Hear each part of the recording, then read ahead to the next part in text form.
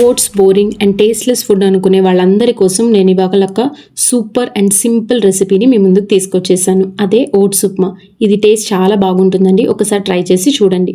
First ఒక pan పెట్టుకొని అందులో ఆయిల్ వేసుకొని ఆవాలు, జీలకర్ర, పచ్చిశనగపప్పు ఇంకా మినపప్పు వేసుకొని బాగా వేయించుకోండి. తర్వాత చిన్నగా కట్ చేసుకున్న క్యారెట్ ముక్కలు అండ్ కొంచెం పసుపు యాడ్ చేసుకొని బాగా వేయించుకోండి. తర్వాత ఒక పెద్ద ఆనియన్ని కట్ చేసుకొని అది కూడా వేయించుకోండి.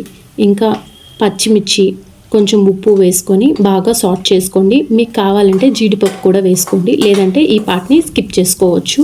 అండ్ దీని తర్వాత కొన్ని ఓట్స్ వేసుకొని మనం ముందు సాట్ చేసుకున్న మిశ్రమం అంతా ఈ ఓట్స్లోకి కలిసేటట్టు బాగా కలుపుకోండి.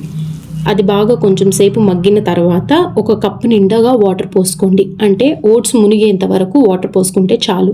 ఎందుకంటే ఇవి ఆల్రెడీ ప్రెస్డ్ ఓట్స్ కాబట్టి చాలా త్వరగా మగ్గిపోతాయి. కాబట్టి మీకు కావాల్సినన్ని నీళ్ళు మాత్రమే యాడ్ చేసుకొని సాల్ట్ చెక్ చేసుకొని ఆఫ్ చేసేసుకొని సర్వ్ చేసుకుంటే simple and tasty oats ready.